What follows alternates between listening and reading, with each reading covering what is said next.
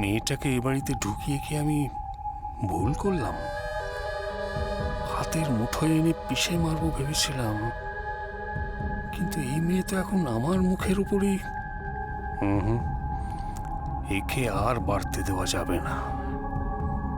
কিন্তু ভোটের আগে কিছু করলেও তো। দাদা আসবো?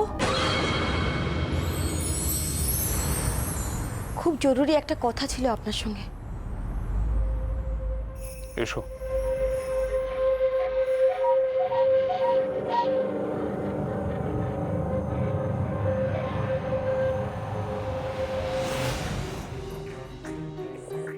দাদা, চারু বলে মেয়েটা আপনাকে যতটা ভাবাচ্ছে আমাকেও কিন্তু ঠিক ততটাই ভাবাচ্ছে। কিরকম? ওকে টাইট দেওয়ার একটা দারুণ সুযোগ এসেছে।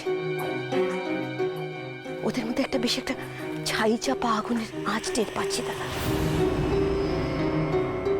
ওদের ঘরের পাশ দিয়ে যাওয়ার সময় এমন কিছু কথা শুনলাম যাতে মনে হলো ওদের দুজনের মধ্যে কিন্তু বেশ লেগেছে দাদা। এই লাগায় তো আবার ভালোবাসা বাড়ে বলে শুনেছি। না না, এই ব্যাপারটা বেশ অন্যরকম। ওদের মধ্যে এমন কিছু কথা শুনলাম যাতে মনে হলো ওদের মধ্যে কিন্তু ফাটল ধরতে পারে দাদা। আমার মনে হয় এটাই এটাই এটাই সব থেকে বড় সুযোগ, একেবারে সূচ হয়ে ঢুকে ফাল হয়ে বেরোনো। দাদা, যেটা মনে হলো চারু বলে মেয়েরকে ভালোবাসে, কিন্তু এখনো পুরোপুরি ভরসা করতে পারে না। ভেবে দেখুন দাদা, আমার কিন্তু মনে হচ্ছে। আসবো? এসব মেজ বৌমা, তুমি এখন যাও, একটু চা পাঠিয়ে দিও।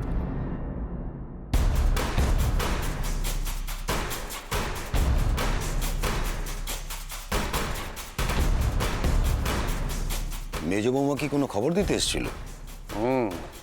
মিহির আর চারুলতার মনোমালিন্য শুনে এসছে, তাই বলছে এই সুযোগটা আমরা কাজে লাগাতে পারি কিনা।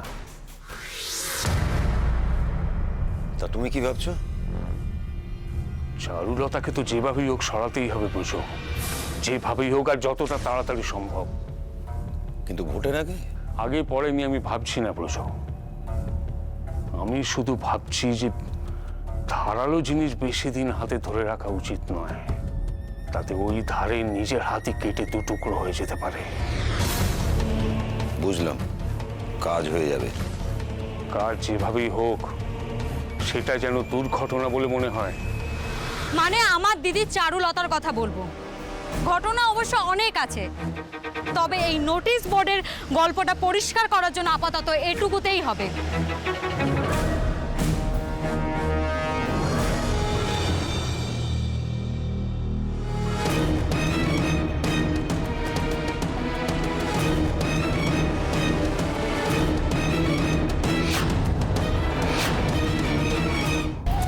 মেয়েটার সাহস অনেকটাই বেড়ে গেছে, কিন্তু এতটা দুঃসাহস! মাইরি বলছি স্যার, মেয়েটা আগে এরকম ছিল না। কেঁচো দেখলে কেঁচোর আগে নিজেই গুটিয়ে যেত। ওকে আর বাড়তে দেওয়া যাবে না। পুরো ঘেটে গেছি, কি করবো কিচ্ছু বুঝতে পারছি না। তোদের কাছে জিনিসপত্র নেই? সামনে ভোট, সে তো এখন 24 ঘন্টায় পকেটেই আছে। তাহলে পকেটে জিনিসপত্র থাকতে অন্যের মুখ বন্ধ করতে ভাবতে হচ্ছে কেন? উড়িয়ে দেবো স্যার? আমি দুর্গার মুখ বন্ধ করতে বলেছি, ওরাতে নয়। ও যা বলছে বলতে দে, আর বেফাস কিছু শুনলেই দু চারটা পটকা ফাটাবে। বুঝে গেছি স্যার। আমার দিদিয়া এই পরিচয় কোনোদিনও চায়নি। ও চেয়েছিল নিজের পরিচয় নিজে তৈরি করতে। ওর অনেক স্বপ্ন ছিল, আর সব থেকে বড় স্বপ্ন ছিল বাবার স্বপ্ন পূরণ করা। কিন্তু আমরা যা ভাবি সেটা কোথায় হয় বলুন? ওর জীবনটা এখন চার দেওয়ালের মধ্যে বন্ধ। শুধু পাওনা একটাই, ভালোবেসে হেরে গিয়েছিল, বিশ্বাস করে ঠকে গিয়েছিল, ভেবেছিল, কিন্তু তারপরেও ওর নিজের ভালোবাসার স্বীকৃতি আদায় করে নিয়েছিল। আপনি কি জানেন আপনি এসব কি বলছেন? ক্যামেরার সামনে দাঁড়িয়ে মন্ত্রী অভিরূপ মুখার্জির পুত্রবধূর নামে এসব কথা? ওনার পুত্রবধূ হওয়ার আগে ও আমার দিদিয়া। আর এই যে আপনারা এখানে ছবিগুলো দেখছেন না, এই ছবিগুলোর মধ্যে ওর ছবি না থাকলেও এই সব কিছুর সাথে ও জড়িয়ে আছে। আমার বাবাকে অ্যারেস্ট করা হয়েছিল আমার দিদিয়াকে আত্মহত্যা করার প্ররোচনা দেওয়ার অভিযোগে। মন্ত্রী অভিরূপ মুখার্জি নিজের ক্ষমতার জোরে আমার বাবার মতো আপন ভোলা সহজ সরল মানুষকে মিথ্যে কেসে ফাঁসিয়ে নিজের কিছু পোষ্য পুলিশ অফিসারকে দিয়ে চিরদিনের মতো সরিয়ে দেওয়ার ব্যবস্থা করেন। যদিও এই মুহূর্তে আমাদের কাছে কোনো প্রমাণ নেই, তবু আমি জোর গলায় বলতে পারি আমার দিদিয়া এরকম কোনো কাজ করতেই পারে না। ও এত সহজে হেরে যাবার মেয়ে নয়। ওর কোনো ক্ষতি করার চেষ্টা করা হয়েছে, আর সেই দায় চাপানো হয়েছে আমার বাবার ওপর।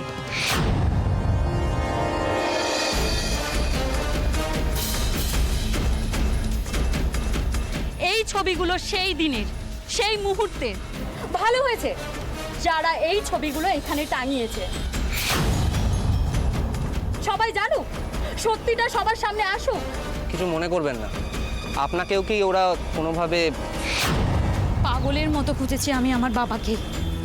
যখন একটা খবর পেয়ে আমি জঙ্গলে ছুটে যাই আমার বাবাকে বাঁচাতে, তখন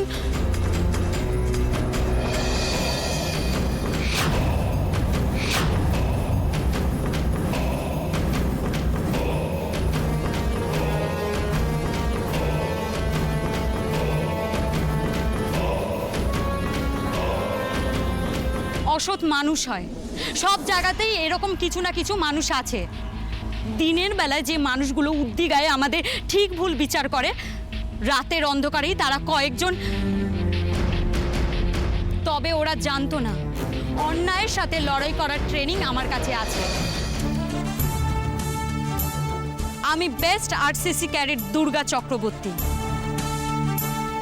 নিজেকে কি করে বাঁচাতে হয়, অন্য কাউকে কি করে রক্ষা করতে হয়, সেটা আমি ক্যাম্প থেকে শিখে এসেছি।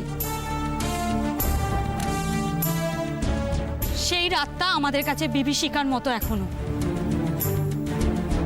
চোখ বন্ধ করলে প্রত্যেকটা মুহূর্ত দেখতে পাই, ভুলতে পারি না। কিন্তু আমার মনে হয় যারা এসব ঘটিয়েছে তারাও ওই রাতটার কথা কোনোদিনও ভুলবে না।